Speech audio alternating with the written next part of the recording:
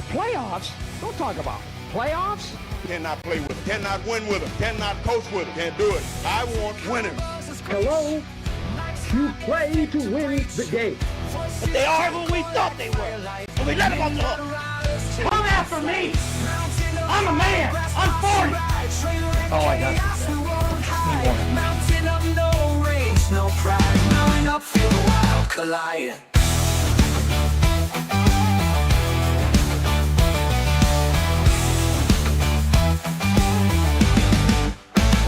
Word like gravel, spin and scrape. Truth or lies all take shape. The red kids rolling off the rail. Life a climb, no fairy tale.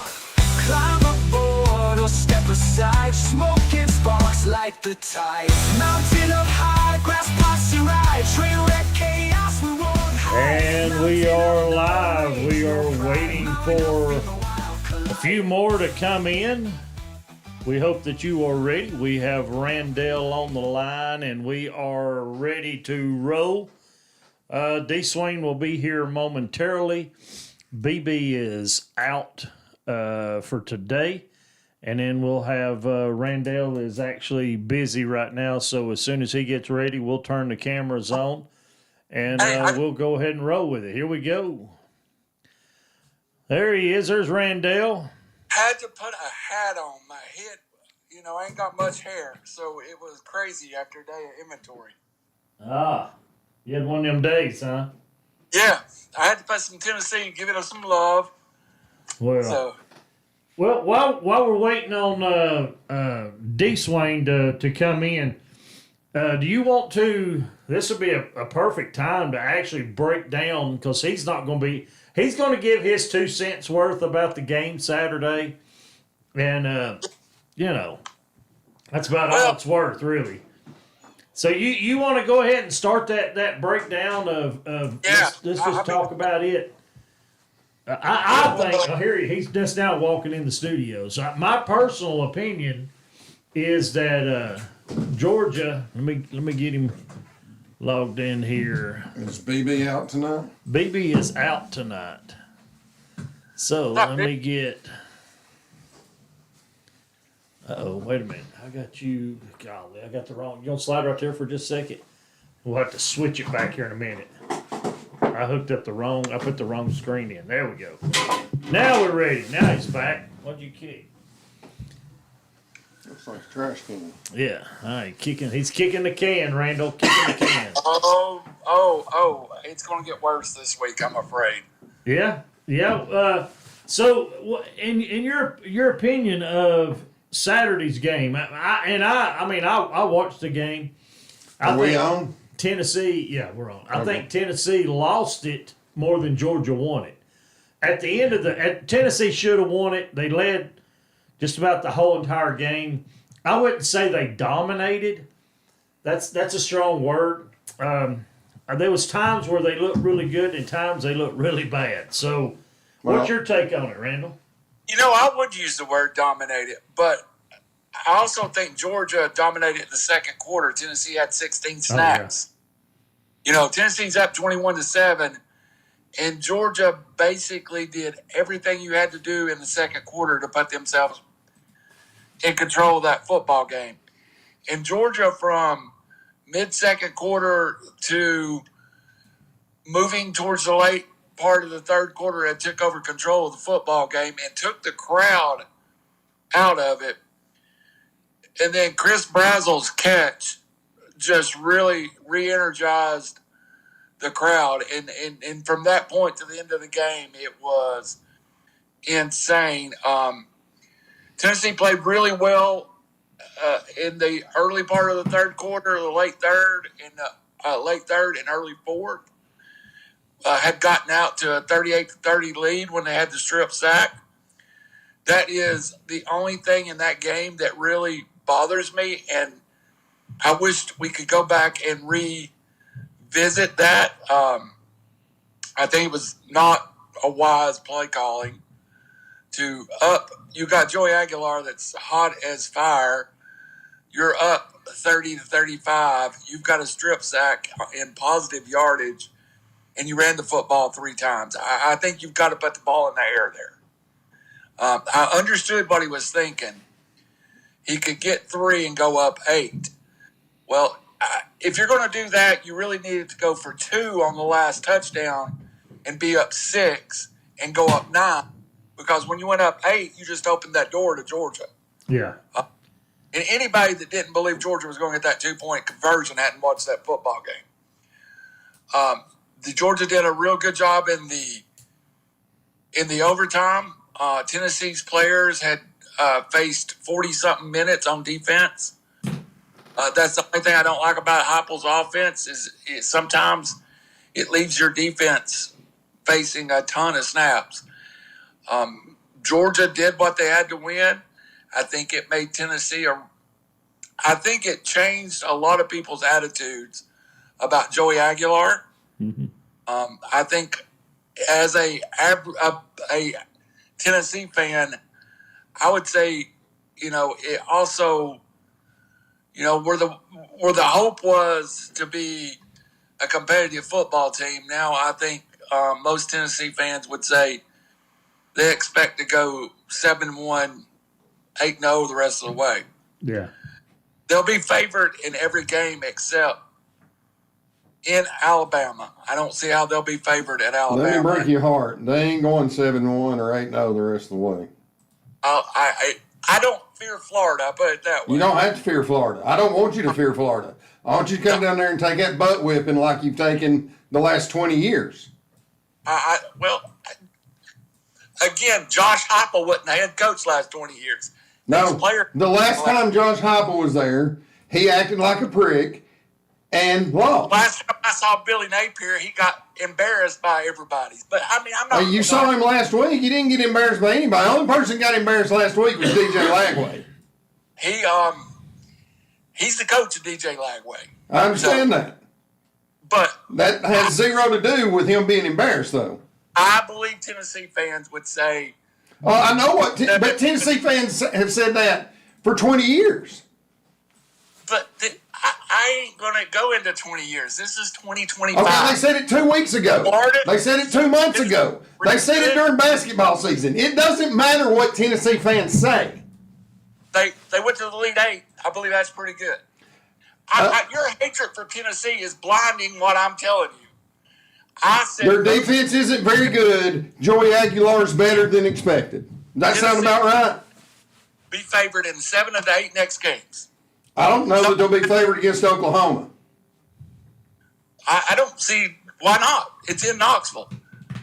Why weren't they favored against Georgia in Knoxville? Be favored, but in Knoxville, Tennessee would be favored over Oklahoma. They might, but they may not. They weren't favored against Georgia.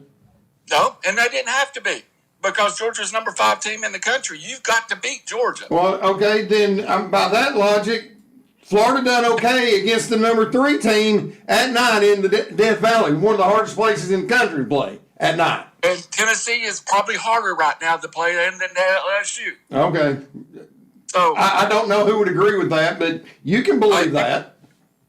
Every person that makes a podcast or anything that's SEC related right now says Tennessee is top 2, 3 to play in. Oh, well. And if Oklahoma goes in and beats them, then what? I don't care. I'm there every week. I hear what Tennessee Stadium is compared to the last 20 years. When's the last time you've been to Florida? When's the last time you've been to Baton Rouge? 98, 2007. Been to both of them. Pretty loud, aren't they? And what I heard Saturday was louder than. Okay, well, good. Florida. But on that note, though, let me share this real quick though on that Oklahoma. I don't discredit Florida's effort. You're discrediting that Tennessee's program the last 4 years. You want to talk about 20 years? I'm talking about right now, today. Okay, today, Program is isn't Josh Heupel like 500 on the road? Tennessee's program is in the right direction. Couldn't score on Georgia. Threw for 400 and something yards. The program was horrible, and it's now better. And people are having. Oh, I agree with you there. Tennessee's definitely better. I don't know what to say. But even when they were bad, you know this as well as I do. Tennessee fans were like, We're going to do it this year. No, I don't know any Tennessee fans that said that. Well, then you weren't around me during that time then. I don't know who the Tennessee fans you talk to are, but the Tennessee fans that I talked to and the people that I talked to thought 9-3 was top of the chart, and I think that's went up since then. I think Tennessee fans went, okay, we're better than 9-3 now. The fans I talked to. Okay. So, but I think Georgia won the football game. I can't give them more credit. They did what to have a play. But I also think Tennessee, and especially Joey Aguilar, proved something in that game. I don't disagree with you. He proved that he was better, but he had to. I mean, the first two games, whatever he did, so what? He had to prove something against Georgia. But he's also got to continue to do it. I have Tennessee is as elite as they have been since Philip Former is there, and I have no problem with saying that. Okay. But, again, Joey Aguilar has to continue to do it because let's go back just a few years. You just want to go back a couple of years. Let's go back to Anthony Richardson in Knoxville. How would you label Anthony Richardson as a college quarterback? Very good. Really? Yep. I would not. Very talented. Wasn't very good. He still got beat in Knoxville. Yes. Yes. He threw for 300 plus yards one time in his entire college career, and it was in Knoxville. One game does not make you an excellent quarterback. So Joey Aguilar did prove some stuff to people, but he's got to continue to play like this. So, I think the leading passer in the nation is right now. After Saturday, I don't know. Steve Angletti of Syracuse. So Tennessee's paced. They got a lot of third and longs. Syracuse has played UConn and Jerry's kids. He leads the nation in passing. Do you know who the starting quarterback of East Tennessee State was? Do I know who? What? The starting quarterback of East Tennessee State was. Not a clue.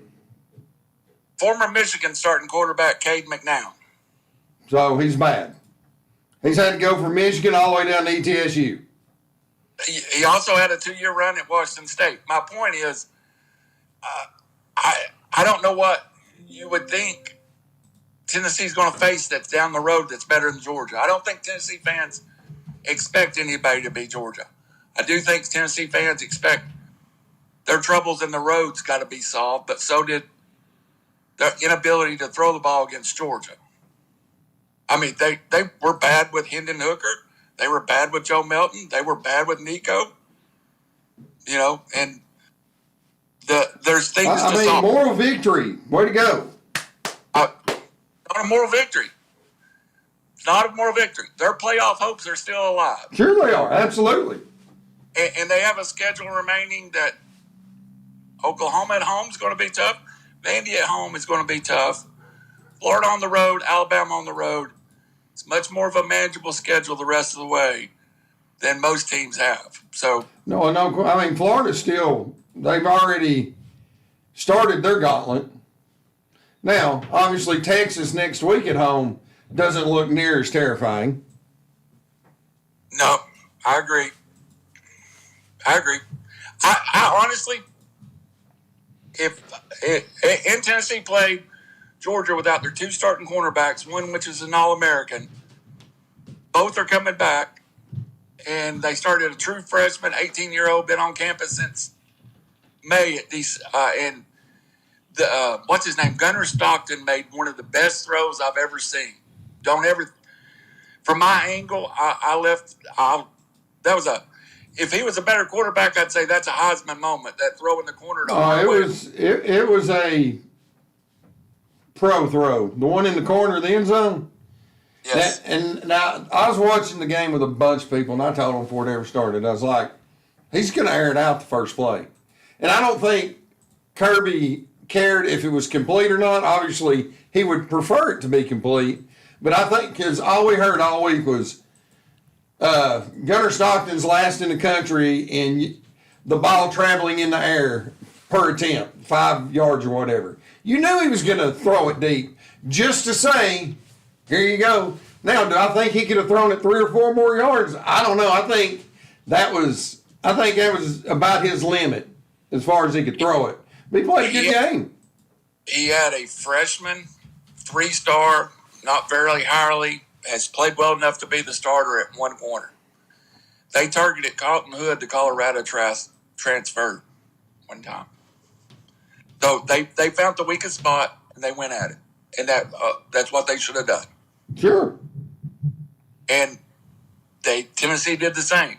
That went Brazel in the open field, 50-50 balls. I'll take him every time. Well, I mean, when he pushes off, you should. I have no problem with the refereeing, and there were some calls in that game that went against Tennessee that I was. I'm simply saying the one touchdown, it was obvious to Stevie Wonder. He pushed, the defender was about to intercept the ball, and he pushed him down. They were not going to call offensive pass interference, period, on either side. It is what it is. You know, there was a couple Tell of me, calls. here's a question for all those, and this goes out to everybody watching. I need a scenario of it is what it isn't.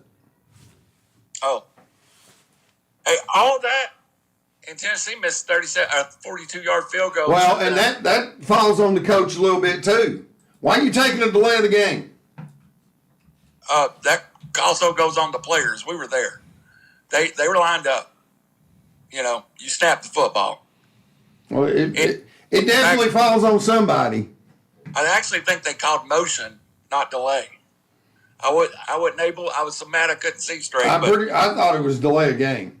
I thought I had to go back just to be sure, but I think we were talking about it. Like, how can you know this is coming? Like I said, I'd have to pull it and watch it again. I think in the stadium we all thought it was motion because there was some motion up front, but I don't think you can call it in that situation. They chose to, though. Below, to answer your question, I used to spend $2,000 a year and go to Knoxville and be miserable. I spend $2,000 a year now and I go to Knoxville and have fun. You're going to be spending $4,000 next year. No, I've already started. It went up. It went up very little. Here's the thing about it. I pay less in 2025 than I did in 2015 for the same seats. Tell me how that works. I don't have a right. I used to buy a right to buy basketball tickets, and they separated those. So you buy your football tickets and basketball tickets separately. Oh. So my ticket went down several $100s when they did that. But no disrespect to you, D. Swain. I'm not disagreeing with you.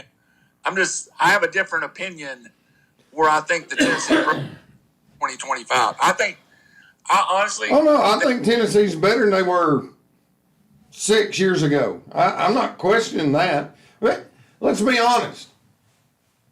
Didn't Pruitt and Butch Jones both win 9 games? 9 games is not a failure.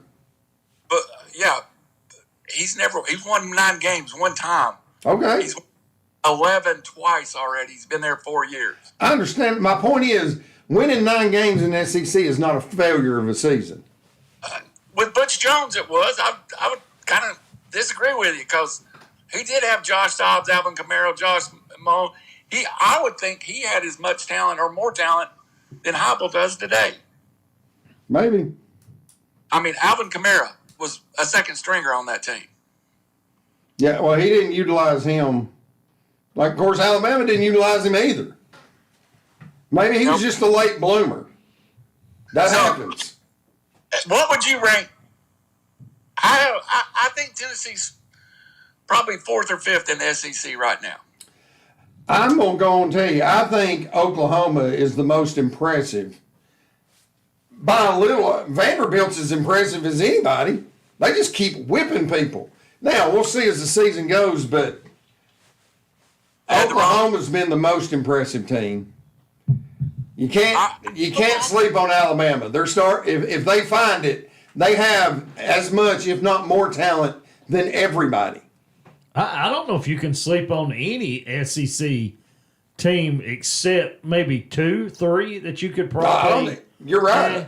Arkansas looks really good. They gave everybody all they wanted, even Mississippi State. Mississippi State did. So did Missouri.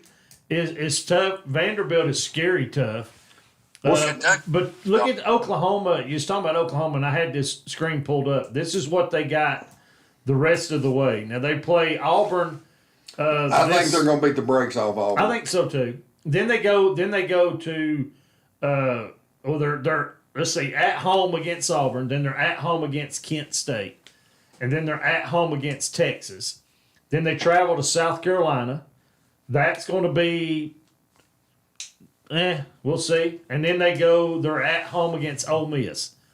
And then they go to Tennessee. If they survive Texas, South Carolina, and Ole Miss decisively, yeah, Tennessee will be underdogs. If they squeak by Texas, I don't know if they'll beat Texas. They may. We'll see. The way Arch Manning's playing, they might beat Texas. They might beat Texas like Texas beat them last year. Yeah. 35-7. Ole Miss should be one of the leaders of the pack. Well, their quarterback's hurt. Yeah. Austin Simmons. Now, the kid that come in looked pretty good. He definitely wasn't bad. He looked decent. And right now in the SEC standings as of right now on ESPN, Tennessee and Florida are the bottom 2. They have South Carolina ranked, Kentucky, Arkansas, Texas, and Alabama ranked higher than. It's funny because South Carolina's ranked higher than Tennessee in the SEC, and South Carolina's not even ranked in the nation. So that's kind of weird. But one, and that's probably a standings situation. I mean, now the one cupcake team maybe is Kentucky. They're not good. No, Kentucky's not good, and I was looking to see who could we say. Auburn and Kentucky are the 2 weakest this year, I believe. If Texas gets their stride, they're going to be tough. But I think the hidden gems between Vanderbilt and Arkansas, dude, I'm telling you, Vanderbilt looks really good. Yeah. I can see Vanderbilt making the playoffs, and that is something they Arkansas's been impressive too. Very impressive, yeah. Either one of them. Who was it they played this weekend? I know they lost, but Ole Miss. Ole Miss, yeah, they lost late. Yeah, it was a back and forth fun game to watch. Yeah, it was. So if you're going to buy into Oklahoma, are you buying into Michigan? No, because that's by far the best football team they've beat so far. Oh yeah, but that's only that's better than any team Tennessee's beat. But here's the now, thing. do I think Michigan's going to be better than last year? Sure, I do. Oklahoma. Do I think Michigan's going to be a playoff contender? No, I don't. I never bought into that. Now, here's the thing. Oklahoma, their first game was against Illinois State Redbirds, and they only put 35 on them, and they didn't score anything in the third quarter against Illinois State. My guess is the material was on the sideline watching. Well, at that time, it was 21 to 3. So I don't know. Maybe not. Yeah, and so they scored 14 in the fourth quarter, but they were shut out quarter number 3 against Illinois State Redbirds, which... Well, I'll say this. If Florida doesn't straighten out their offense, if DJ keeps throwing it, Florida's going to finish way down. Well, now, let me ask you this, and this is something I wanted to touch on this week. And we talk about this for the last couple of weeks about Napier being on the hot seat and stuff. And I don't know. I mean, let's look at Florida's record real quick. They've got Long Island. You know, they beat them 55-0. Then they went against South Florida. Should have won that game. They only lost by 2. Should have won that one, and they could have won at LSU. Lost by 10 against the third-ranked team in the nation. So now they're going to face number 4 Miami, then number 8 Texas. Then number 10, Texas A&M, before you get to Mississippi State, which isn't, like you said, a pushover. And then you go into number 5, Georgia. Now, let's just say that you win let's say you win Texas and maybe Mississippi State. So that puts you at, let's see, I'm putting That'd be what, three. 3 and 4. 3 and 4. 3 and 4 going into Georgia. Is Napier's job at risk if you go 3 and 4 at Georgia and Georgia wins, which I'll tell you, I could see y'all beating Georgia if they played the way they did against Tennessee. I see anybody beating Georgia. Any SEC team could beat Georgia the way they played. Now, Kirby even said, they didn't play their best ball at all. But they'll probably come out, pretty hot and heavy this Saturday. But you still got... Oh, they have a gauntlet. I mean, it's the hardest schedule in the country. No, it's got to be. But I don't the thing see any is- daylight except Kentucky. The thing is, you want to beat the best teams. Yeah. So if Florida wants to be, and even though, this is, I understand this is some rose-colored glasses I'm about to speak with, but if Florida went 9 and 3, they were going to be in the conversation for making a playoff Absolutely. spot because of their schedule. Right. So if they go 8 and 1, 7 and 1, whatever it is, the rest of the way, they will have beat ranked Miami, ranked Texas, ranked Georgia, ranked A&M, ranked Tennessee, Florida and State, Florida State. ranked Tennessee. Yeah. They- They'd have to be in the playoffs. They would lose one of those games, Yeah. theoretically, because if they get on that kind of roll, they're not going to lose to Kentucky or Mississippi State. No. And so there is, and if they do that kind of role, I think Napier's safe. I think Napier rebounds his career with them, and they give him at least another year. Oh, sure. The one good thing that's going for them, they're only giving up 2 offensive touchdowns all year. Defense is playing good. Yeah. If You just got to continue to play good and hope that one,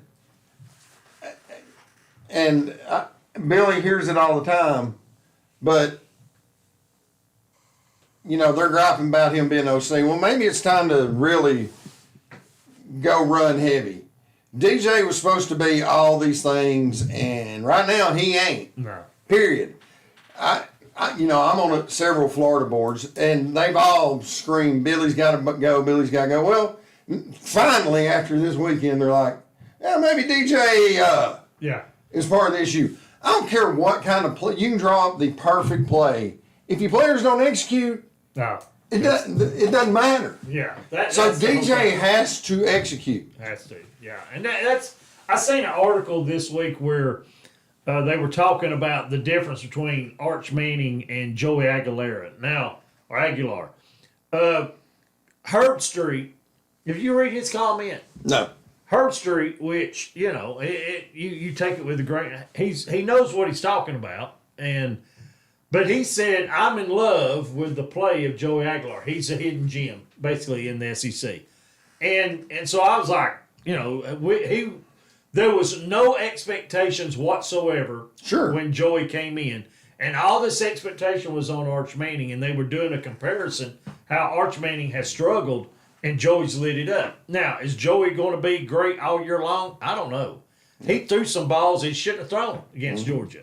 So he looked good, better than Joe Milton, the third, better than Nika Amaleave, Tennessee. Look, better than him. Hendon Hooker-like. And maybe... Well, maybe I would say... Hooker didn't turn the ball. You know this dude still... yeah. He's going to be turning the ball over some. He's going to. He's gunslinger. But I think Hooker... But they're saying Tennessee, their timing, their rhythm, their execution was as good as with Hendon Hooker was there. They're playing like that team. And that's where you can be proud of where we're at. He's the best play-action quarterback that's been in Knoxville since Hendon Hooker. He. I'll tell you somebody else. You talking about play action that can fake your doors off with the play action. I hate to say it, is Aaron Rodgers. I watched him fake them out against Seattle. I was watching the highlights because I didn't get to see the game, and so I was watching the highlights on YouTube, and I went, "Holy cow!" He faked everybody out. He's the master, man. And I was like, it's pretty good. But before we get too riled up and get the blood pumping, now that we got the blood pumping, we're going to run away to a commercial break. When we come back, we are going to talk a little bit of NFL. We're going to talk about some sports and just slightly a little bit of politics. and then we're going to jump right back on sports. So we'll be back right after this.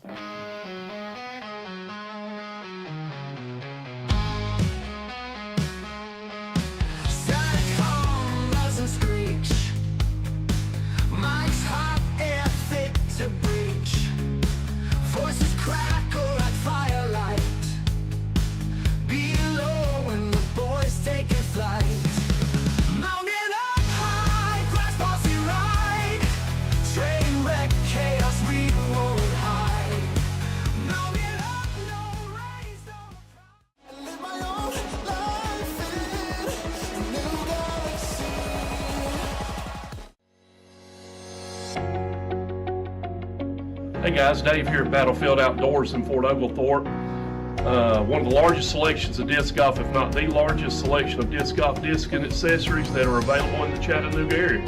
Come on down and check us out. Excited for 2025.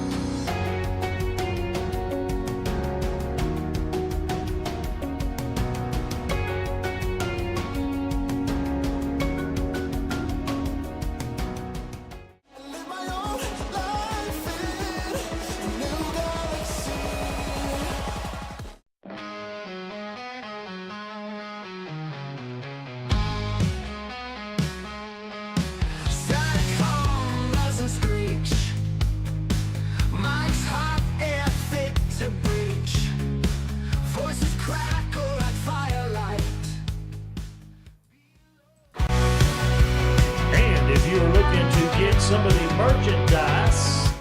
If you have some of the merchandise here with Bilo and the Boys, you can log on to America Print Online. That's AmericaPrintOnline.com for all the Bilo and the Boys merchandise, hats, shirts, everything on America Print Online.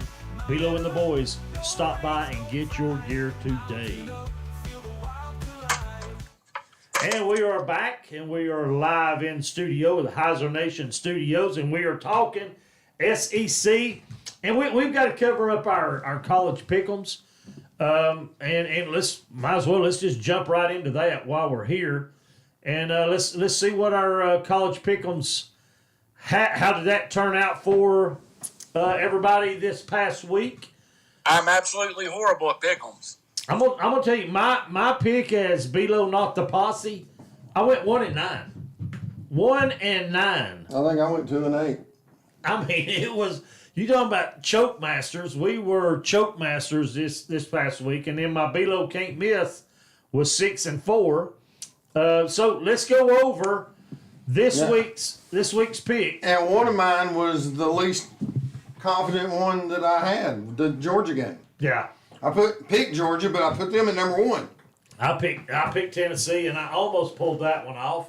But on our pick'ems now, if we go to the standings, BB is leading the standings by 118. K-Payne is in second place with 99. Randall is in fourth place with 85. I must have got a lot right this week. D. Swain is in fifth place with 56. So who's in third place? I don't know. It's ESPN Pick'em. I don't know who that is. They don't have their name on it. So I'm not 100% sure who that is. It's probably BB's second profile, and I don't know if he's listening or watching. Probably neither one. But anyway, all right, this week on your college pick'ems. Now, the group is free. So if you are listening and you want to come in with our group, look, Bilo and the Boys, go to the Confidence Pick, join group Bilo and the Boys. It's free. Jump in. Let's have some fun. This week, Saturday at 12 p.m., you have Texas Tech going over to Utah and playing the Utes. Who you picking, D. Swain and Randall? Utah. D. Swain, you got Utes? I don't know. Probably because they're at home. Yeah. They're both 3-0. 31% of the nation's picking Texas Tech, and 69% of the nation is picking the Utes. I've got the Utes, but I got them as number 1. Number 2, Arkansas travels to Memphis. Arkansas 2-1. 85% of the country is picking Arkansas. And Memphis 3-0 at Memphis. Who you got, D-Swing? No, Arkansas. Randall. Arkansas closer than the experts predict. And then we move on down. The next 12 o'clock game is SMU travels to Texas Christian University. 87% of the country is picking TCU. What say you, D-Swing? I am taking TCU as well. Randall? I am taking TCU.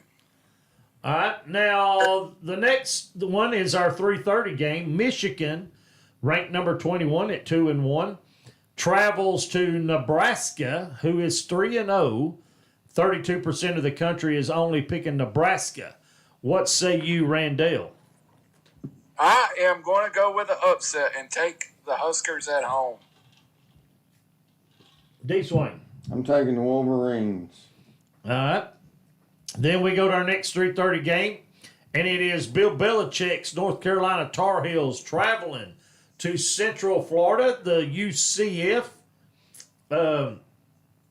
What is that? The UCF Bulls? No, they're not the Bulls. They're the Knights. The Knights. The Golden Knights. 85% of the country is picking the Golden Knights to win. What say you, Randall? I am going to go with you. I think UFC is a good football team. And I'm kind of surprised by how good they are. Or UCF. D-Swing, did you like me? We talk about UCF. You never mind. I messed it up too. D-Swing, who you going with? UCF. UCF or UFC? I'm going with the Golden Knights. Because I call them USC too. 4 o'clock game. NC State travels to North Carolina to take on Duke. 20% of the country is picking NC Duke. State's in North Carolina, so they're not traveling to North Carolina. They're traveling to Duke. That is in North Carolina. Well, they're actually traveling, not. Yeah, they wouldn't You be said going they're traveling unless they to went North out Carolina. of North Carolina to get something to eat and then come back in. And they might. They may might be a do good that. spot. They may know a good spot in There's Virginia or South Carolina. I guarantee you there's a good barbecue place there. Who you Yeah, taking? Randall, you taking Duke or NC State? NC State. Yeah, I'm taking the Wolfpack. By the way, of all fan base pleasure to sit with, I had a lot of fun with the NC State fans. They're good people. Now, here we go. The 7:30 game. Florida travels to Miami. I about said travels down to Miami. Gainesville traveling down to Miami. And playing the Hurricanes. Number 4, 96% of the nation's picking Miami. D-Swing, who you got? I'm picking Florida. Picking, I get that. Randall? I mean, if they lose, I lose 1 point. Yeah, that's... I think, I'll be with the 96%ers, but again... Now, how do you have them ranked, Randall? D-Swing's at 1. I'm at 7. I got it at 4. I may move mine up because I'm not... I may do one Florida, one man, because I can smell an upset. That I can.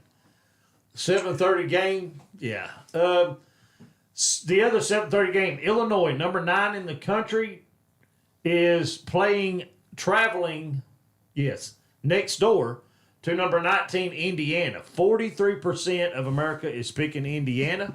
What say you, D-Swing? I'm going with the majority. I watched Illinois last week. They look pretty good. Yeah. I think they're going to beat the brakes off Indiana. That's who I got. Randall, what about you? With my 1-point game, I picked Illinois. All right, then I have Arizona State, which I think fell from grace week 1, where everybody thought they were going to just knock the playoffs door down. And they're traveling over to Texas to play Baylor, and 79% of the country is picking Baylor. Baylor is heavily favored. What say you? D-Swing. I'm Still picking Arizona State. I think they You think they turn it around? they got that butt whipped and they wake up. Yeah. Now I do have them at number 2, Yeah. but yes, I picked Arizona State to win. Randall, what say you? You got to pick a few upsets to make some points back. Yeah.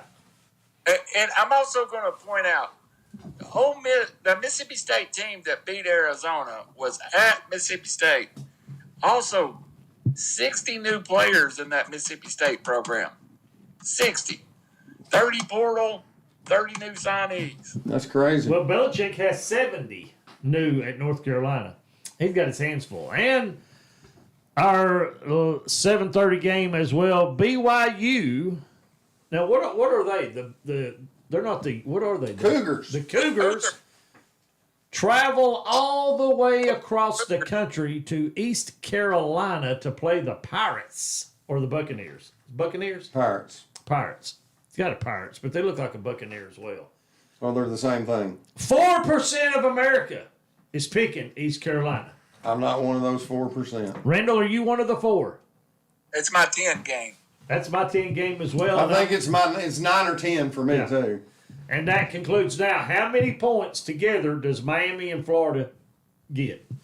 Oh, I didn't even answer that. I'm going to up it. I said 42, but I'm going up to 52. And then I'm on it automatically Yeah, says. high 40s, low 50s. All right, Randall. I went 38. BB, if you're listening, let us know what your picks are. Actually, I think I'm gonna go in the 40s. You're going in the 40s? Yeah.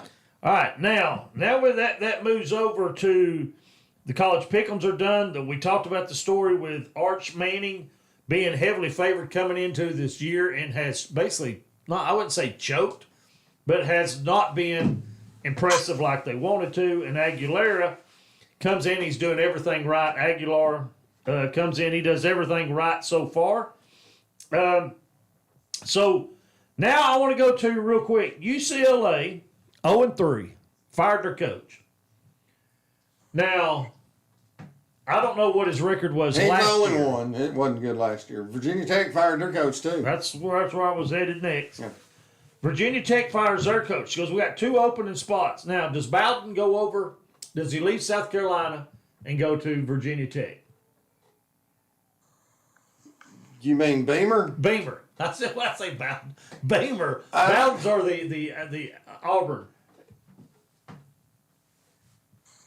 Do you want to I want follow to say. your dad's legacy? Well, I mean, the Bowden boys never tried to go to Florida State. true. I don't know. I don't think he does. You think he stays at South Carolina? But here's Now, the thing. that doesn't mean he. First of all, Virginia Tech's not good and hadn't been in a while. Yeah. Well, but if you bring Beamer's name back in, does that help with recruiting? You ever been to Blacksburg? No. Exactly. No. Have you? I've been through it. Yeah. Just didn't see nothing you like. No. The only thing that'd bring me there is if Metallica played every home game. Yeah. Well, That might entice me to come up there. yeah. But if their opening is pretty sweet. Yeah, Their intro's good. it's the second best. I know you think it's the first. I think it's the first, and you think Clemson's the first. I do. I'm still waiting on the big fat lineman to knock everybody down on the Clemson. And I seen that when you talked about that. I never noticed that they got on the student bus and drove. It's awesome. Oh, It's so cool. Stadium and Yeah. come out of the And bus. there's not a lot of cool things about Clemson.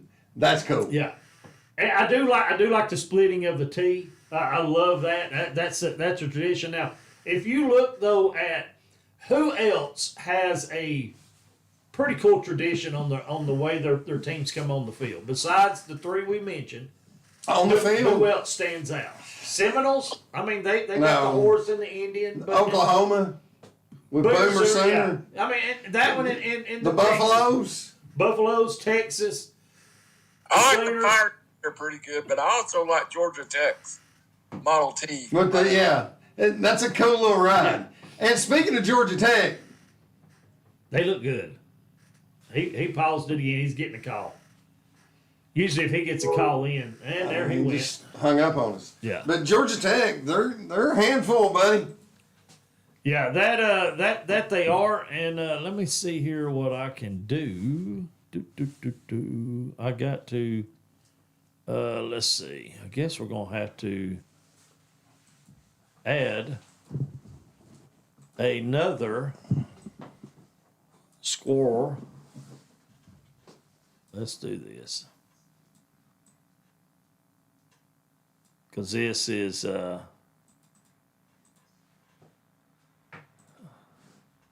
That's the only thing about doing all these new graphics is you have to have everything, and you have to be ready for anything and everything when you do this.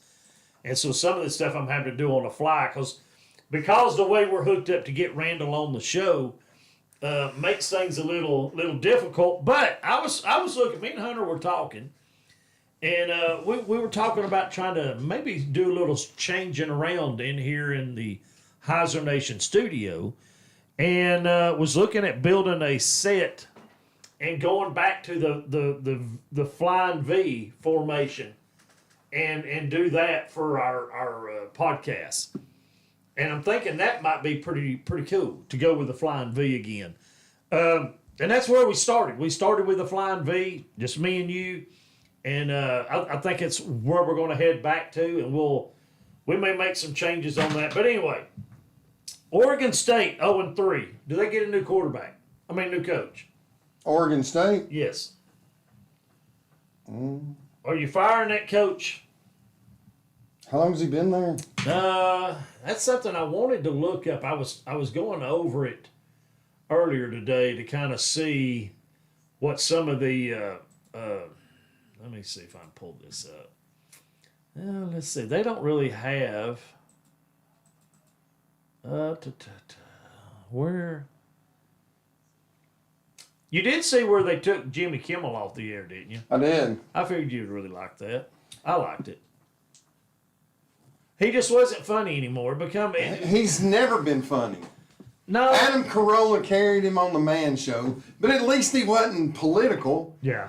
He thinks he's a political pundit. Yes. And he's not funny. No. That's where I was headed. And what cracks me up is the left's crying, and what about free speech? Yeah. First of all, free speech doesn't spell freedom from consequences. Yeah. Second of all, check out his numbers. They were in the trash. Nobody was watching him. We ought to pull that up. Well, we ought to pull that up and just see what his numbers really were. I think that would be interesting. Just to see how bad he really was. All right, let's see. I've got Oregon State pulled up. Let's see. Their coach. Let me pull them up here. Let's see. Will they let me schedule? Let's see who their roster is. Let's see. Looks like they got juniors and seniors. They don't have a lot of freshmen in there. Let's see. Statistics. I don't know who. Let's see if it tells who their coach is on this. Oh, I do like this page here. You could go to the Beavers team stats of 2025. They're averaging 23 points a game. They've scored 70 total points with 10 touchdowns, and they've had 66 first downs, 19 rushing first downs. That's a problem. Can't move the rock. Looks like, let's see, third down efficiency, 50% basically. 44%.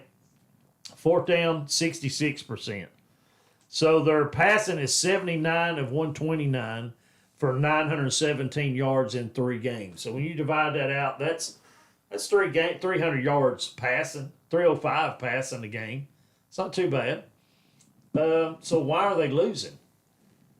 Let's see. Time of possession, 32 minutes.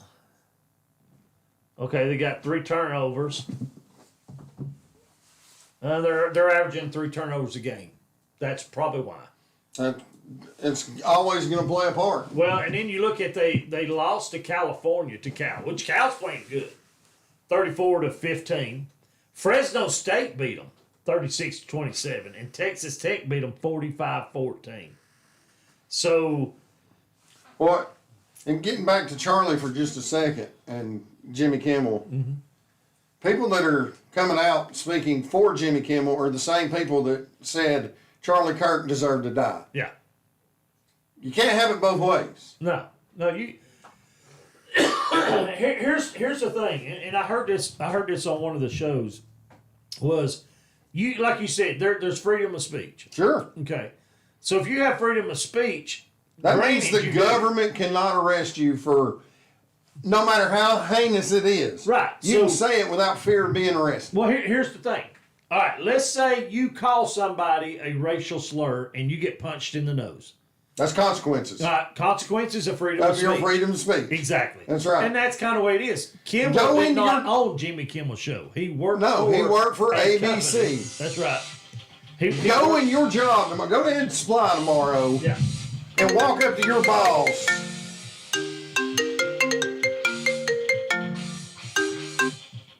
Walk up to your boss, call him several names, and see how long you keep your job. Yeah.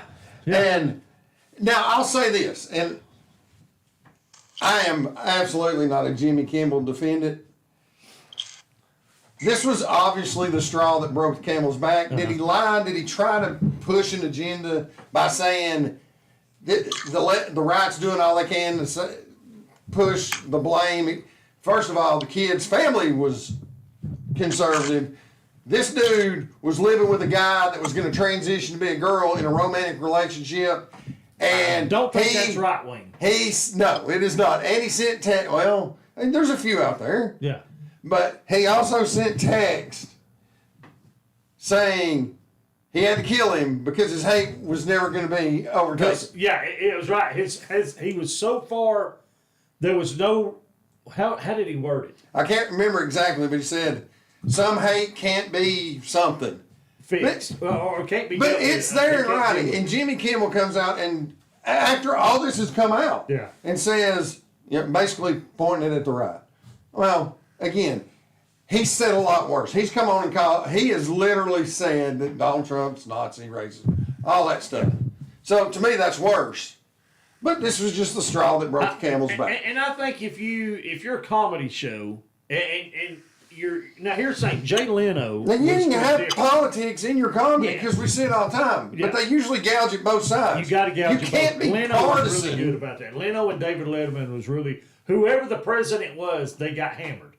That was just the way it was. Sure. Well, when Biden was in office, they wouldn't dare. You know how many times Kimball had chances to hammer Biden? Sure. How many times he got lost and fell down and couldn't never said anything and never said a word. Never even claimed there was a decline. Nothing. Never done that. But Trump's a fascist. He's a racist. He's a Nazi. And then they want to gripe about all this and then say, well, what about? I think one of the biggest things I heard that was kind of funny was Gutfeld and that Jessica Tavert girl get into it on Fox. He about made her cry on live TV. Yeah, and he should have. I almost felt sorry for her. Yeah, I didn't. I said almost. Yeah, because when he torched her. When she said, well, what about it's at both sides. Yeah, and he was like, well, he didn't get attacked every single day for who he was and what he said, and you didn't know them girls' names and her husband until the day they got killed by somebody that knew them. That's another thing cracks me up. You hear all this, well, what about the Minnesota? Yeah. They didn't do anything about it either. They didn't do anything for the people. They didn't have visuals, nothing. Right. But that's because they know one of Tim Wall's ex-employees is the one that done it. Yeah. And they had just voted against the Tim Walz-led policy. Yeah. So, and you look at it, but here at the end of the day, whether you agree with somebody or you don't, no one deserves to be gunned down. No, absolutely. No one deserves to be executed. No one deserves to be gunned down. They call gun control. They want gun control. No, they don't. They want to take the guns from the people that know what to do with them. But the right does not kill people. Right, guns do. And even if let's say you ban guns. Does that mean every thief is going to obey by the law and turn his guns in? And the thing is, they're never going to do away with the Second Amendment. And I'm cool with listening to some talks on, but even though there's no automatic weapons are not legal. Right. promise you there's some automatic weapons in houses probably within a 5-mile radius of this. Yeah, maybe even. But you know why we don't know for sure? Because they don't shoot them. That's they it. have it for one reason. Come in my house, Yeah. I'll cut you in half. Yeah, and that's the whole thing that we look at this. It's sad. It's changed a lot of culture, but at the same time, I think there's enough people that said, you know what, enough's enough. We're tired of this. Yes. We're not playing this game anymore.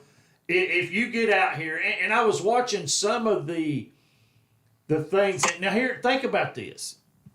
And I'm gonna make this statement. It's probably a lot of people probably won't agree with it, and that's okay. This is my personal opinion. But when you go through this, is it a fad?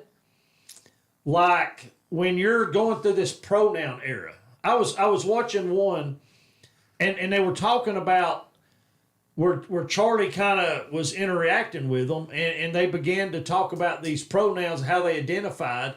It is some of the most stupidest things you have ever heard in your life. Yeah, it's insane.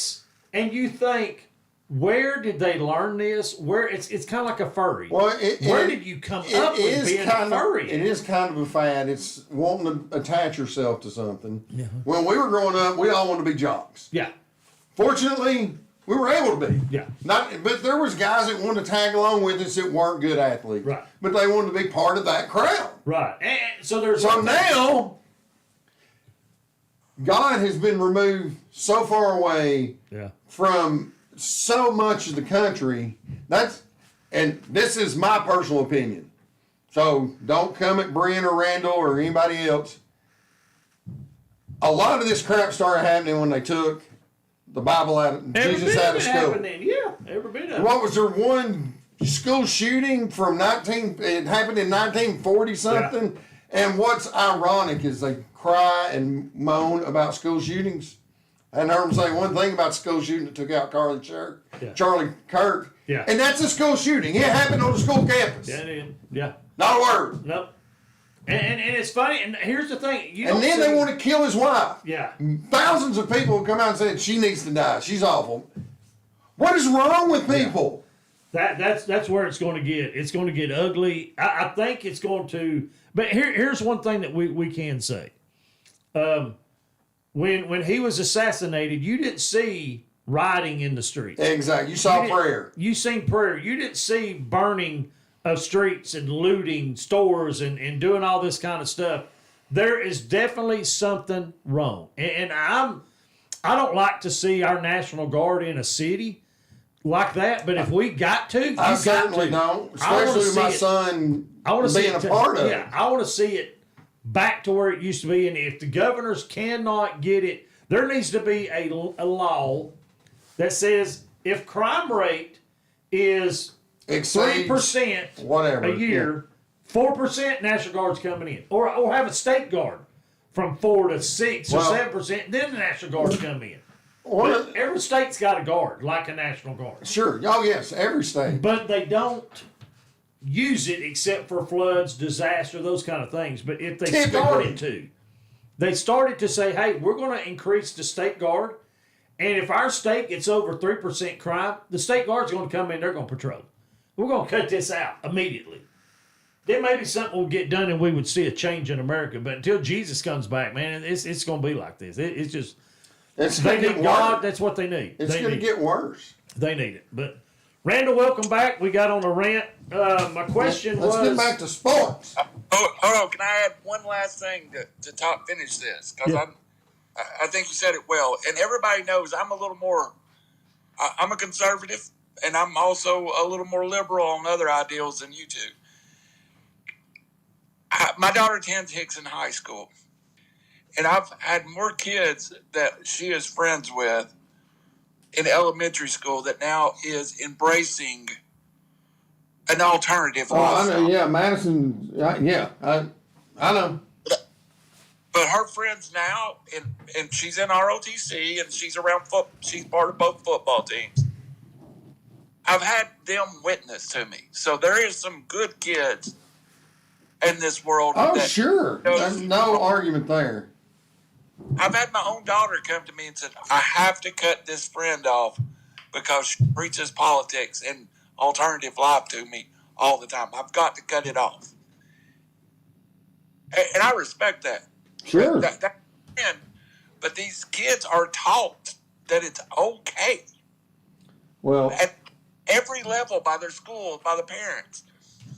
Thank God for you kids that realize what's right and wrong and try to adhere to what is taught in the Bible. I know one thing. If your 5-year-old tells you that he's a girl, the proper response is, no, you're not. You're a boy.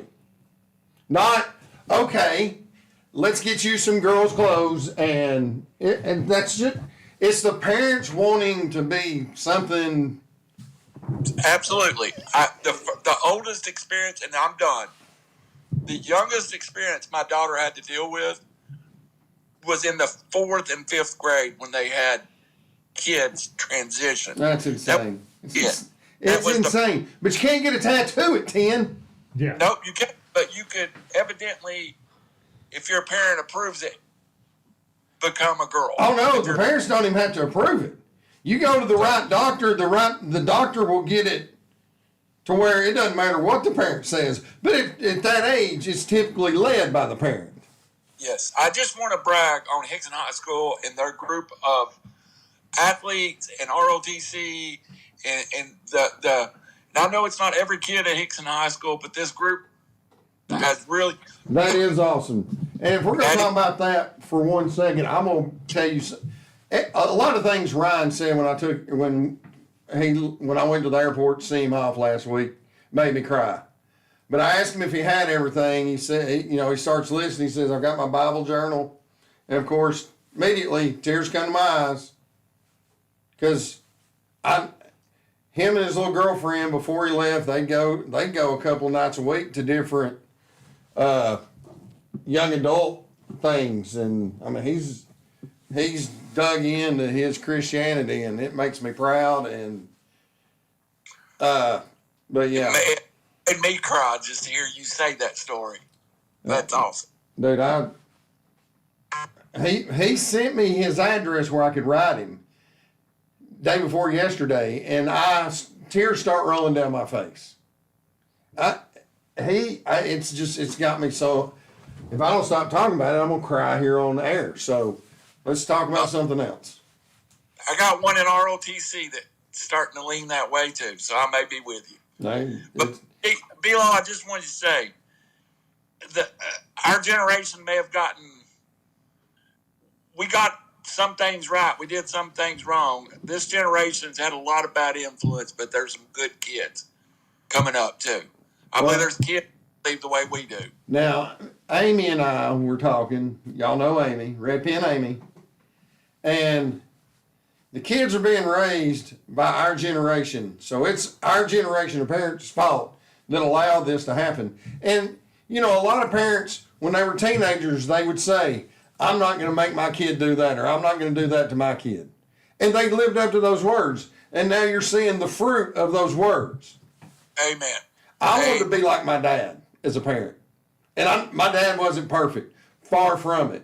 But I believed what he said, and he was tough on me. He's rattled my chops more than once. But I knew that he loved me, and he'd do anything to protect me.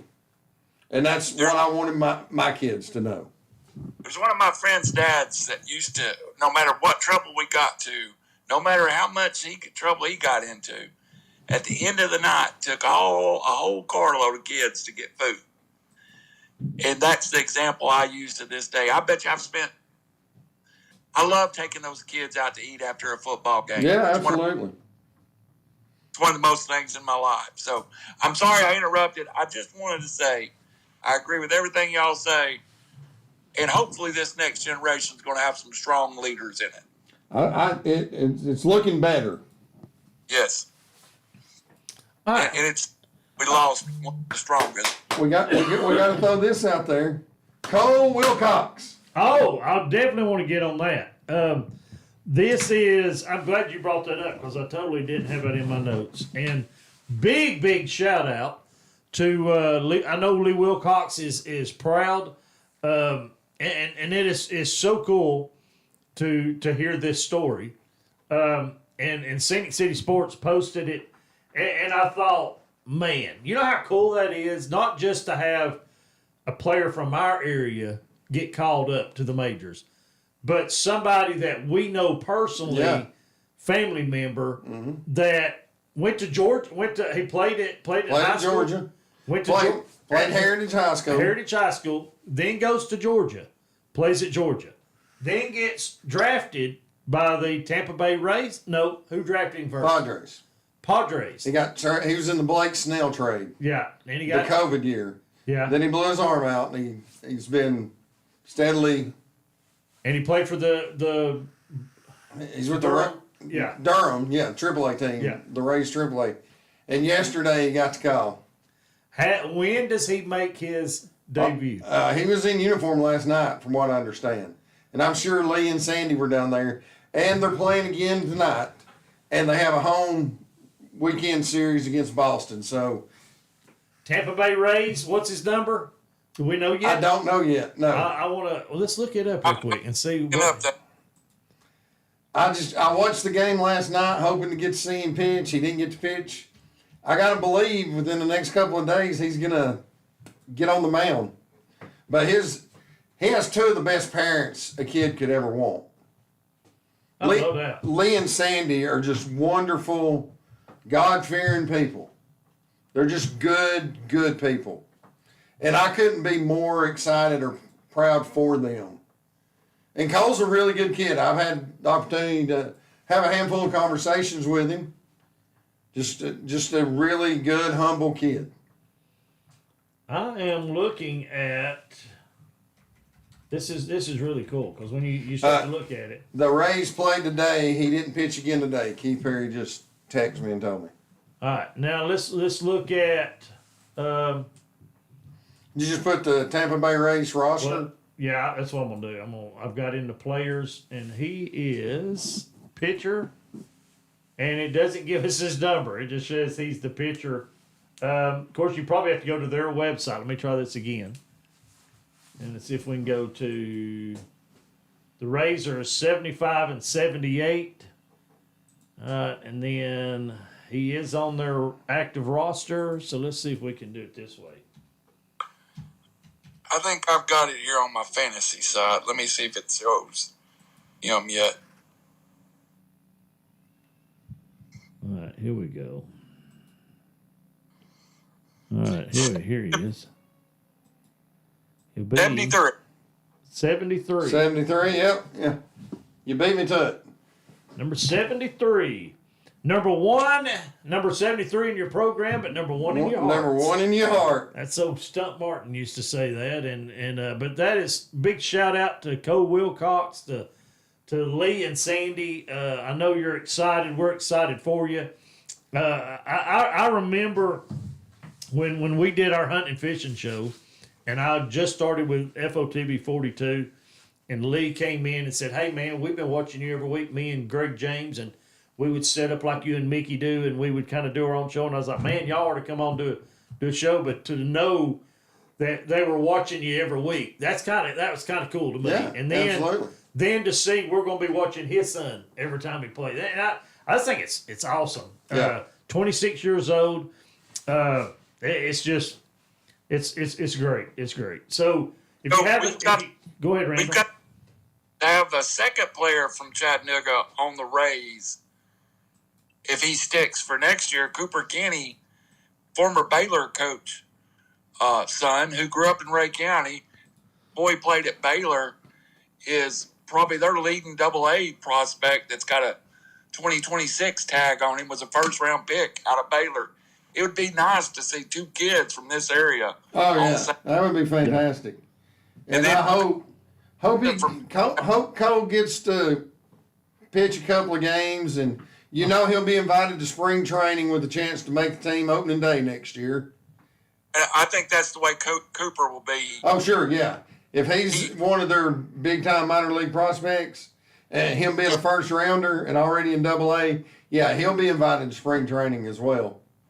And then you've got Dakota Hudson over the mountain over at Dunlap, pitched the last 8 years. in the majors, trying to get back to the majors. And I cannot remember his name. There is one more boy I know of that's in the majors from Chattanooga. So you start talking about it, 3 or 4 people from a city the size of Chattanooga, that's pretty impressive. Oh, there's from that Baylor team that won the state, 2 years ago? That's one that Mike or Cooper was on. And Christian Moore and the rookie at Oakland that hit the 4 home runs. Yeah, that's who I forgot. Christian Moore, former Tennessee player, is starting second baseman for the California Angels. Now, it says he's from somewhere else, but he played at Baylor. He played at Baylor. Yeah, and he might have been a border, I guess. He was. Okay, and I guess the other kid, the lefty that hit 4 home runs for Oakland, he was probably a border too, but he was on Baylor's team. Yep. There's probably gonna be 5 or 6 guys make it all the way that were on that one team. Absolutely. But I want to shout out.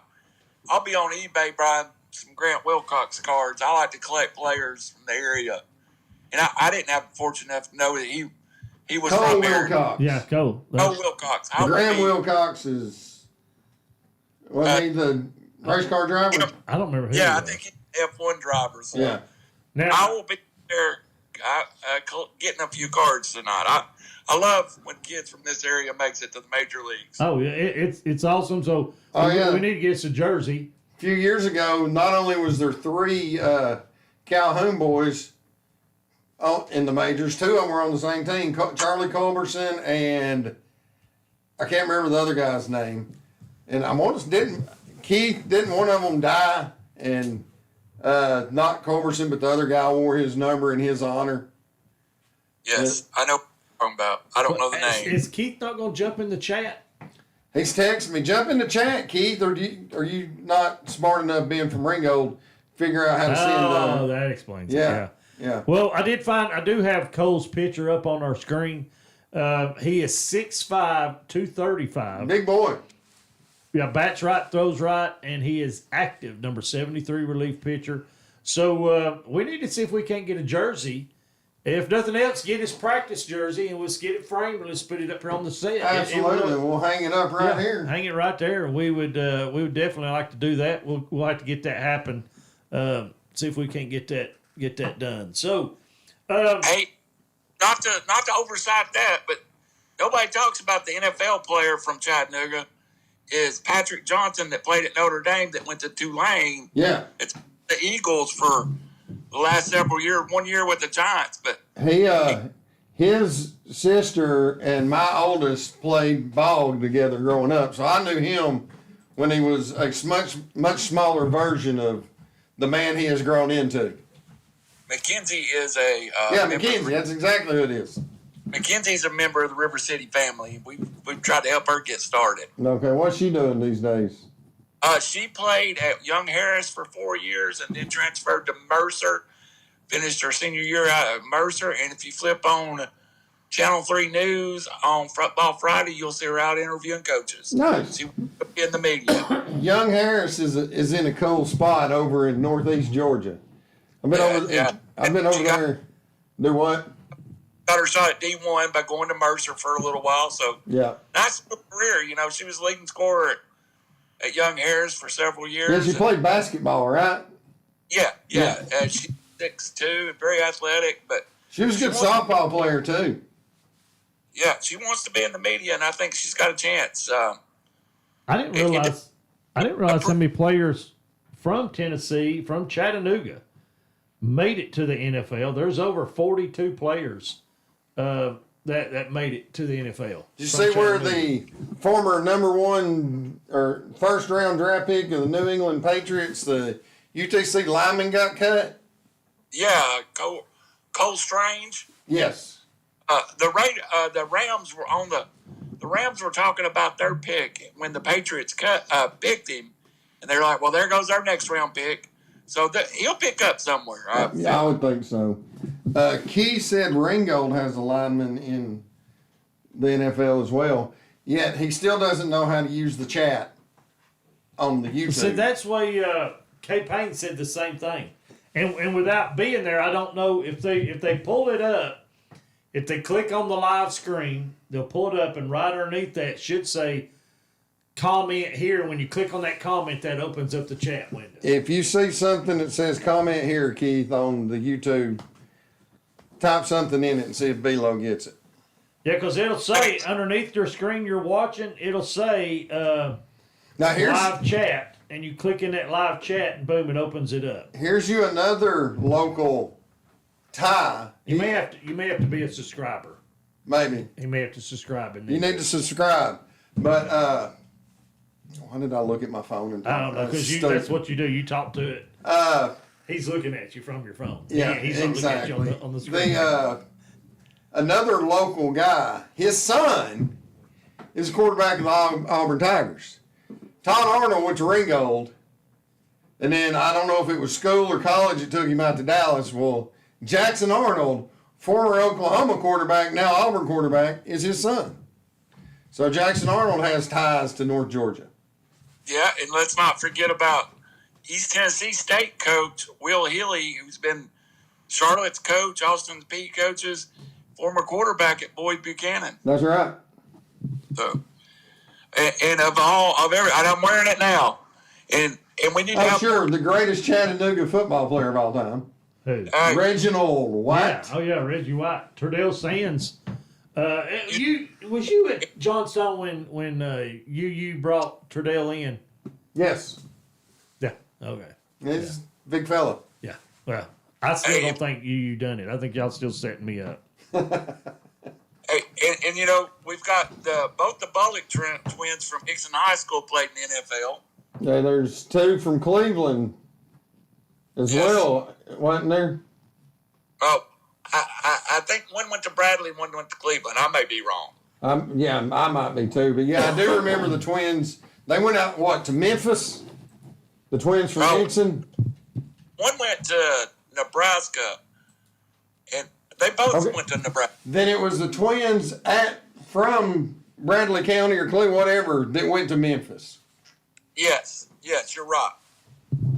Hey, let me throw this at you. And I've been down. Annalise played on the field.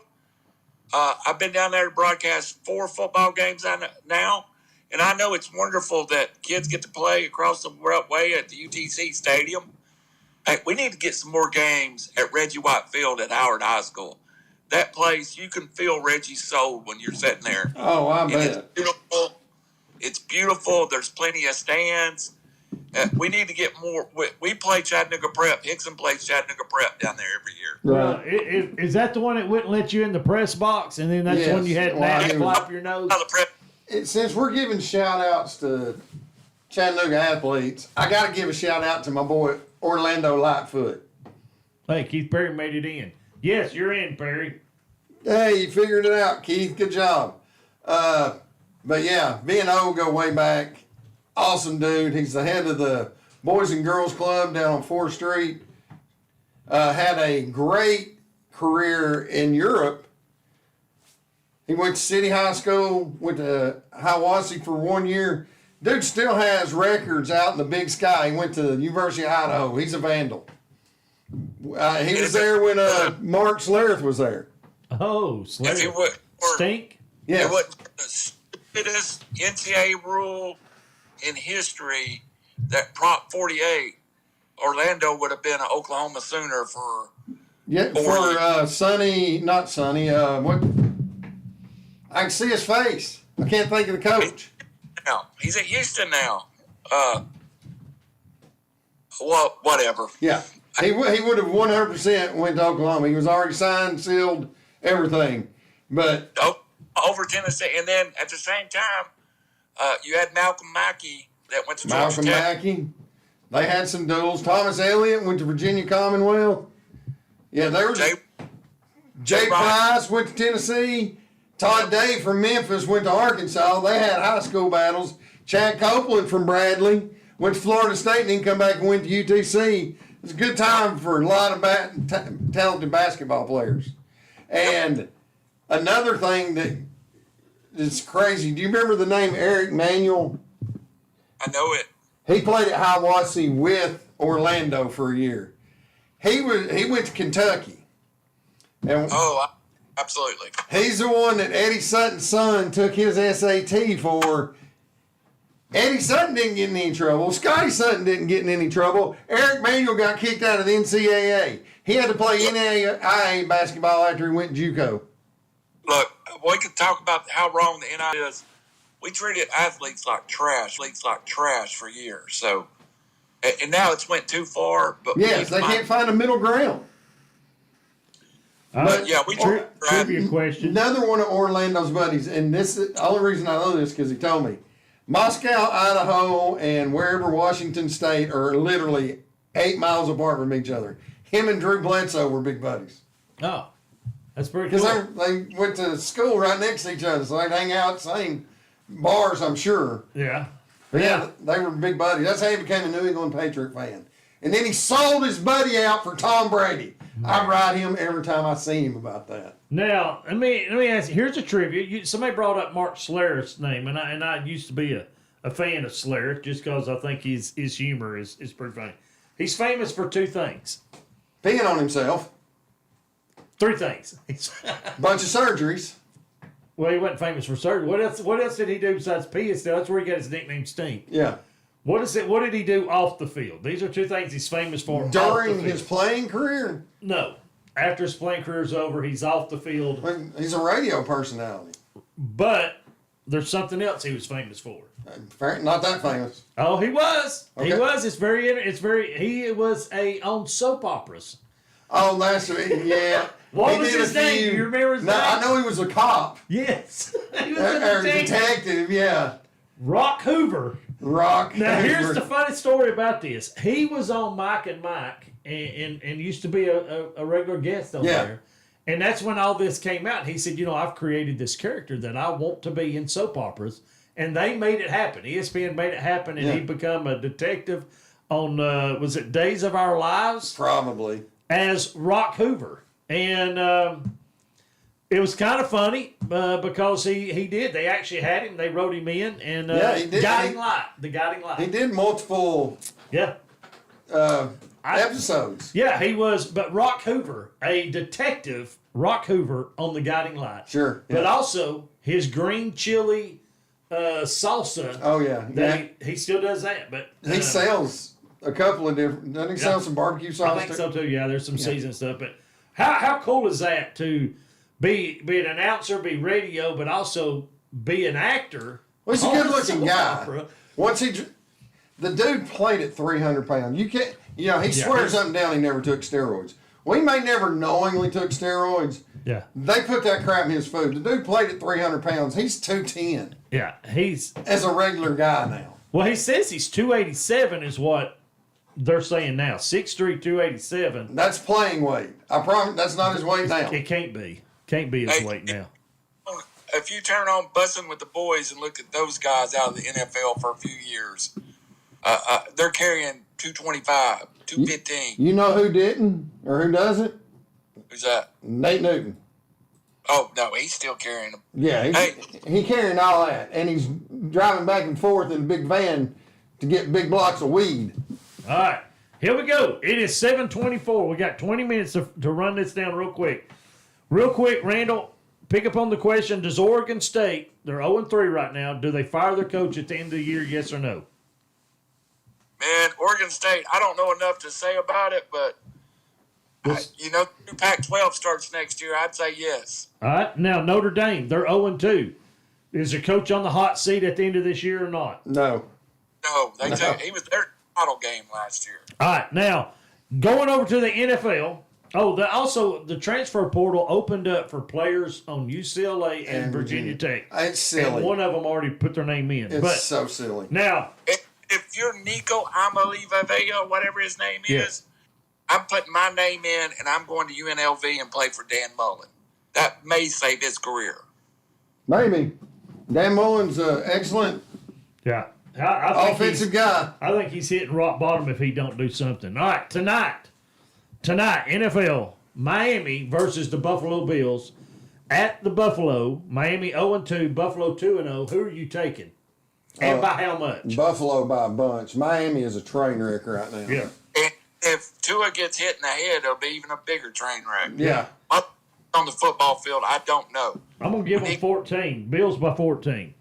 Atlanta versus the Panthers at Carolina. Atlanta's 1-1. Panthers 0-2. Who you taking?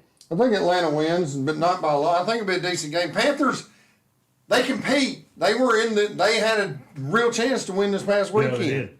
Randall, that's your Bryce team. Young, best college quarterback I've seen since Tim Tebow. Who? There's something there. They Bryce have Young. Oh, they have a wide receiver they like. I think they're putting it together in Carolina. The nicest NFL stadium, outdoor NFL stadium I've ever been in. But I'll pick Atlanta. by how much? Give me the Falcons by less than 4. Okay. Green Bay travels to Cleveland. Green Bay 2-0. Cleveland 0-2. Who you picking? Green Bay might be the best team in the NFL. We'll give Green Bay 14. I pick Green Bay. Yeah. Texans 0-2 versus the Jags 1-1. Woo. Jags. I'm taking Jags on that one. Hey, there's two pretty good young quarterbacks when you talk about Trevor Lawrence and C.J. Stroud. And they're both playing solid. They're not playing up to their college levels, but they're playing really good NFL football. Yeah, is Perry going to jump in on this? He needs to jump in on these picks. Keith, throw out some picks. He doesn't watch a lot of NFL. Where's the game at, D-Lo? Jacksonville. I'll take the Jags. Yeah, you got to take the Jags. By And 3. I'll say this, Travis Etienne is running like he did his rookie year. Yeah. So they've obviously decided we're going to make running the ball. So much so really they good. traded Tank Bigsby. Yeah. He looks really good. Yes. Travis looks really good. Bengals versus the Vikings at Minnesota. No Joe Burrow. Minnesota looked horrible this week. Mm-hmm. I will take it. Is Minnesota home? I'll take a home team. Yeah, and then they got J.J. McCarthy. He's on the roller coaster. Yeah, he's getting better. I'm going to take the Vikings as well. I'm with Randall. By I 3. just take the home team. Yeah. I'm not super confident, but Steelers versus the Patriots. Patriots at Patriots. Patriots actually don't look bad. Mike Vrabel's a really good head coach. Them Tennessee Titan fans ought to be tore up that old girl that owns the Titans ran him off. He's a really good head coach. Hey, and Drake May has played as well as anybody. Anybody not named Jordan Love. Yeah. Yeah. I got agree. Steelers by 3. I'll take the Patriots. I think I'm going to take the Patriots too, as much as I love Aaron Rodgers. All right. Hold on, let me put this R&D. Rams versus the Eagles. Both of them 2-0 at Philadelphia. I got to go with the Eagles. It's the Eagles. Eagles by 7. Watch the Eagles take on the Chiefs the other night. That Eagles team is pretty. Yeah. That might be the best team to come through the NFL in a while. I'd have to say I'm looking at, excuse me, Kansas Well, the City. Cowboys gave them everything they wanted. Yeah. I think But the that's Eagles, traditional. if the Eagles hit their stride, they're as good as anybody in the NFL. I'm but more- if Buffalo hits their stride, they're good. Green Bay's Green Bay's Green Bay the looks most good. impressive so far to me. Yeah. We have a good NFL season set up. A very good NFL Oh, Yes, yeah, because for sure. now we go to the Jets versus the Buccaneers. Jets 0-2, Buccaneers 2-0, and Mayfield he's looking decent. I'm gonna go with the Bucs. Well, Justin Fields ain't playing. I'm going to go with the Bucks too. Yeah, for sure. Tyrod Taylor, he's a nice plug-and-play guy. Yeah. But he's probably, what, Fields Randall, get 3 hurt? years long in the tooth? Yeah, he's probably mid-30 at least. Yeah. Did Fields get hurt? Yeah, he did. Concussion. Man. And they ruled him out yesterday. Did you know that if we wanted to, we could go to Lafayette at 10 o'clock at night, October the 18th, and watch Lafayette versus Oregon State Beavers for $8? Louisiana? No, thank you. Hey, $8 a ticket? Carolina, pay your price for a ticket and get all the food you want to eat. The concessions are free. Where's this at? Coastal Carolina. No kidding. Yep. You don't think a fat man thinks about that every time he pays $5 for it? And it's Myrtle Beach, man. That's in Oregon. That's in Oregon, Oregon State. $8 a ticket. Yeah, I'm not going. Wow, I cannot believe that. Row 37, $10 tickets? Are you kidding me? Field level is 90 and 100, but wow. That's anyway. Let's get back. I squirreled. If you were in Miami last week, you got in and watched the Dolphins for $25 upper deck.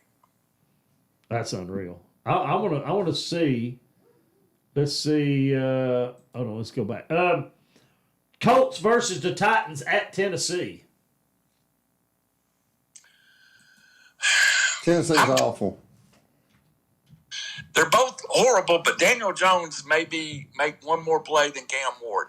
And Daniel Jones has reconstructed his career. Yes. For 2 weeks. Jonathan Taylor. That's the reason I take the Colts. All right. Raiders versus the Commanders. Both 1-1. Is Jaden Daniel out again? No, I think he's playing. I'm taking Washington by 3. Then I'll take Washington. Yeah. I'll take Washington as long as Jaden Daniels plays. I'll take Washington.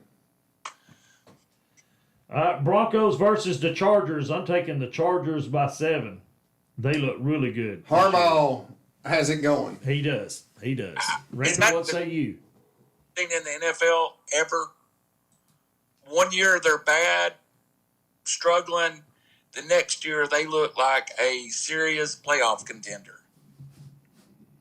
And Justin Herbert looks great. He looks really good. Saints versus the Seahawks. It's got to be the Seahawks. Yeah, even though I don't think Seahawks are great. Saints may be the worst team in the NFL. They're close. That might be 2 versus 31. They what? That might be 32 versus 31. Yeah. Cowboys at the Bears. And let's say Cowboys on that one. The boys. I'm going to pick the boys, but tell me which Caleb Williams I get before the game. The one that looked like he doesn't belong in the NFL or the one that looks like he's a superstar to be made? Yeah, that's... Well, I can't tell you that because nobody knows until the second quarter. Yes, and quit painting your fingernails. If you're listening to me, quit painting your fingernails. You look like a fruit. And that goes to Ryan Williams, too. Yes, Brian, quit painting your fingernails. Randall, what section do you sit on in Neyland? Row 21, section L. L?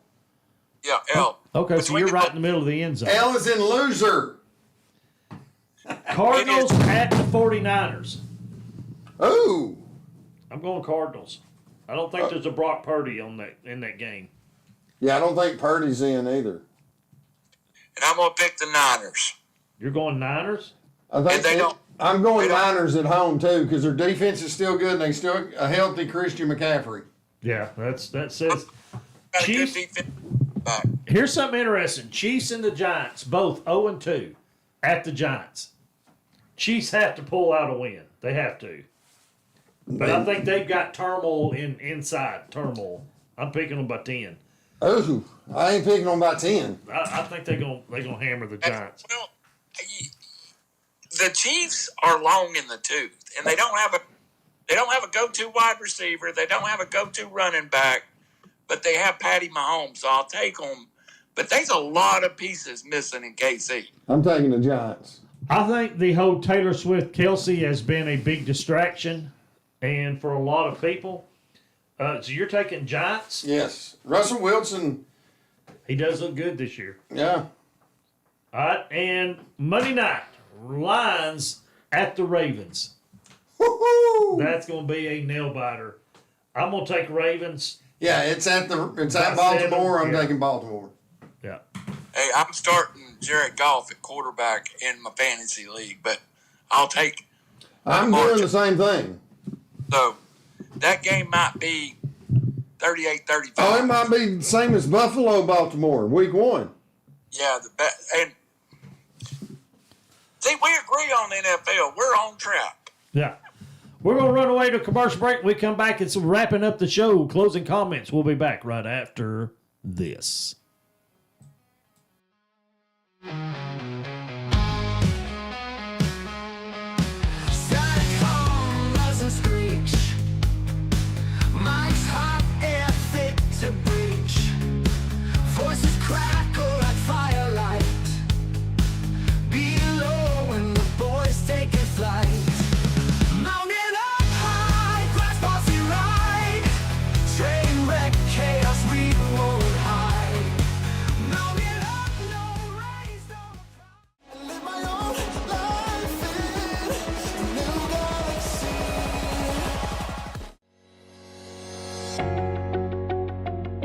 Hey guys, Dave here at Battlefield Outdoors in Fort Oglethorpe. One of the largest selections of disc golf, if not the largest selection of disc golf disc and accessories that are available in the Chattanooga area. Come on down and check us out.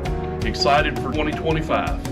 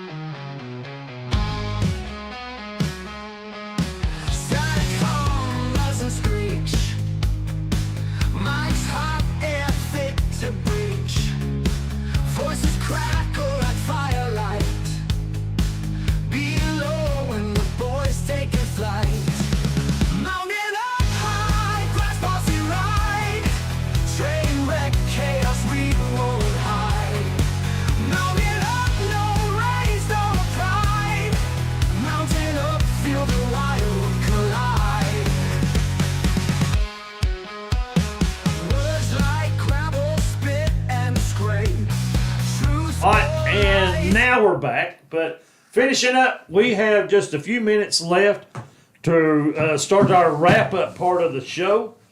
We got probably 10 minutes. So is there anything you guys want to talk about before we go off the air? I have a little rant I'd like to make about high school football. It's a place that doesn't get a lot of credit, and I'll be brief. Last Friday night, Hickson High School, which D. Swain knows, he's had kids go there too.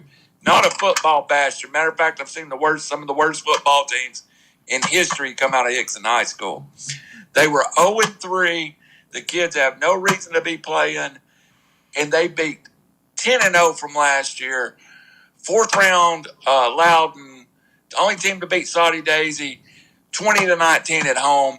Way to go, Hickson High School, to get off the floor 0-3 and beat a decent opponent. Now, it's not the same Loudon team, but in the times that they've been in a region and beat Loudon is very slim. So Hickson High School, who goes to Warren County, can end up be 2-3 after this weekend, starts 0-3. So shout out to the Hickson Wildcat football team. Go Wildcats. All right. Hey, they got the best water delivery girl in the state. There you go.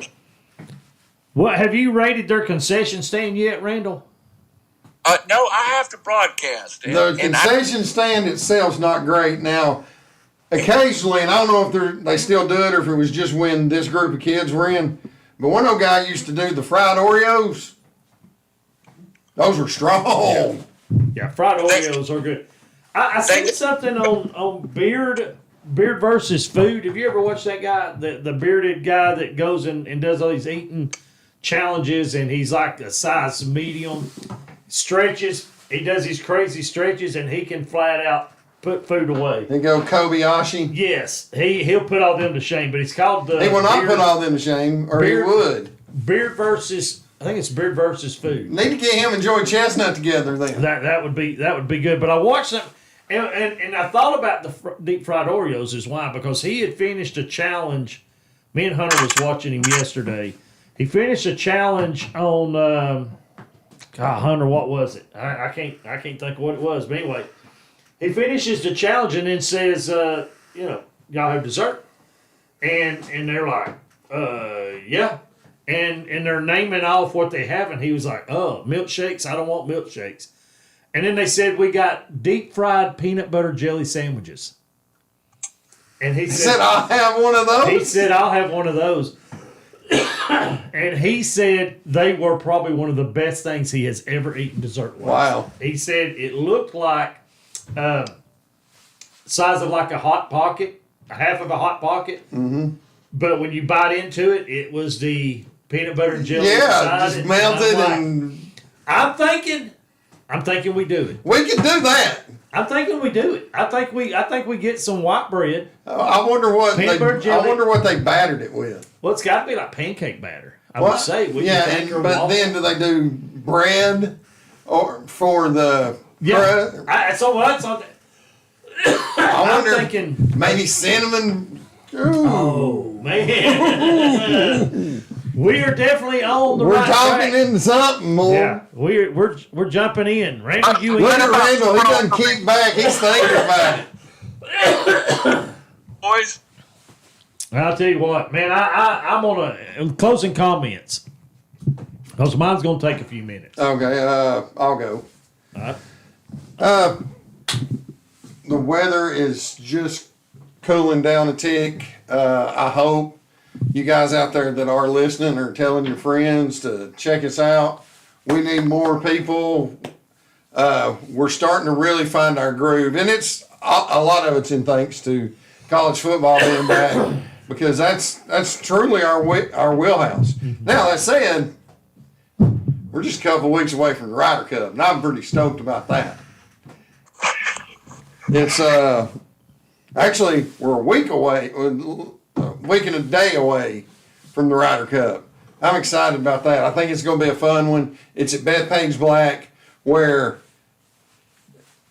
politics aside, the New Yorkers show up when something big's happening at Bethpage. It's going to be loud. It's going to be fun. But we're really getting into the meat of the football season. Baseball playoffs starting in about 2 weeks. It's a great time for sports right now, and I look forward to talking about all of it. Randall? Hey, I don't have a whole lot. I was trying to find us. I'm going to make sure we get linked to River City Media. Hey, I just want everybody to know that I really enjoy this show for some reason more than I've got thousands of hours since then.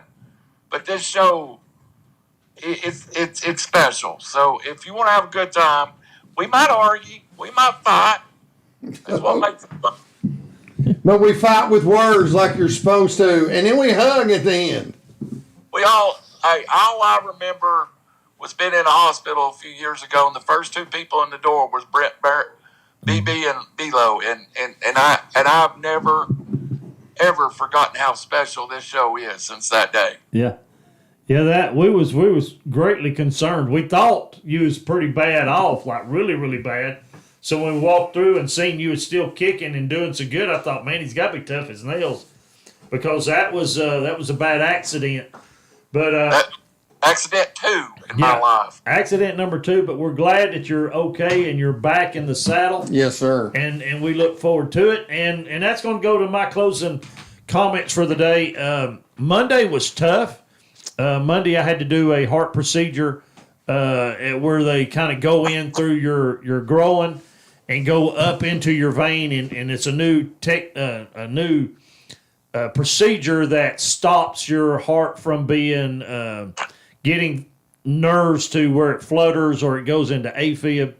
So it was I was very concerned about that, but a whole lot of prayers, a lot of people were praying, came through the surgery flawless. At the same time, just hours before the surgery, broke my bridge in two.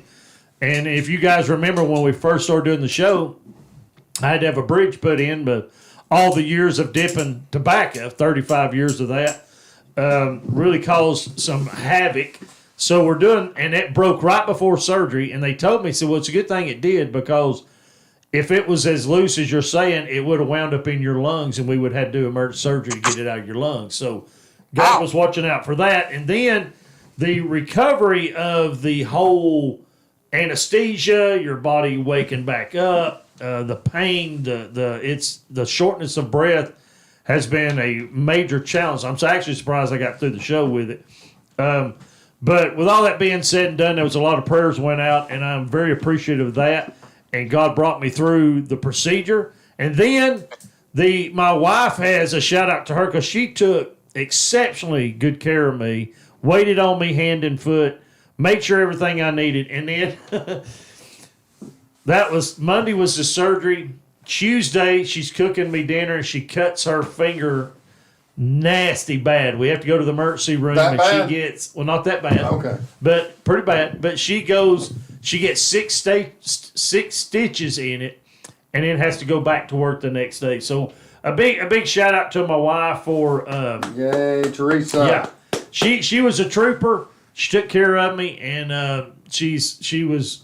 It was a rough experience, but God brought me through it all, and I was very concerned, because anytime you go under the knife and it's an issue with your heart and they're running things up into your arteries, Scary. yeah, it can be, but yeah, I want to give a shout out to all the prayers. Thank you for all the prayers, and those people and family. Like I said, always. Hunter stayed with me yesterday, and was my chauffeur, because I wasn't allowed to drive till yesterday evening.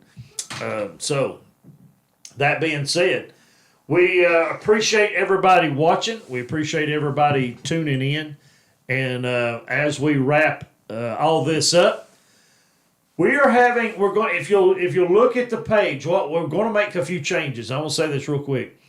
The live show doesn't show up in the video section, but if you go to the live shows or go to our playlist, they're all linked where you can listen to the podcast without having your phone screen on, just like you're listening to audio. So you can hit one show and it'll play all of them in a row, back to back to back, while you're cutting the grass, while you're doing dishes, while you're doing whatever. You can watch and listen that way, or you can actually watch the video. But we're going to be moving some of those and creating smaller videos from the hot reels. Like if you've missed Randall and D-Swing, the last two shows, really duke it out on discussions and debate. Those are going to be their own little videos that you'll be able to catch up on and watch that without having to go through the entire 2 hours. Next, be another one. Yeah. Well, we need to plan one every week and just let y'all go at it. And You don't have to plan. They just happen naturally. yeah, I seen when D-Swing came in and sat down, he had that look that he was aggravated about something. And I knew he was just needed that little bit of a prod, dude, to prod. And there y'all went. That was just game face, baby. I was like, oh, man, I'm just going to and I made a screen, and I'm going to put verses right in the middle. And y'all two went at it. It was perfect. So if you get a chance, we're going to have that in its own little clip. It was a good Christian debate. It was a good. And don't anybody ever think that I don't love D. Swain, but dadgummit, every now and then we just got to talk it out. So, yeah, sometimes we got to get a little mouthy. It's all right. Yeah. Folks, That's what brothers do. That's exactly what they do. What I like about the show. Yeah. Folks, we got to go. Our time is done. We got to get out of here. We appreciate you watching. Until next week, take care, and may God richly bless you. Go to church. Yes.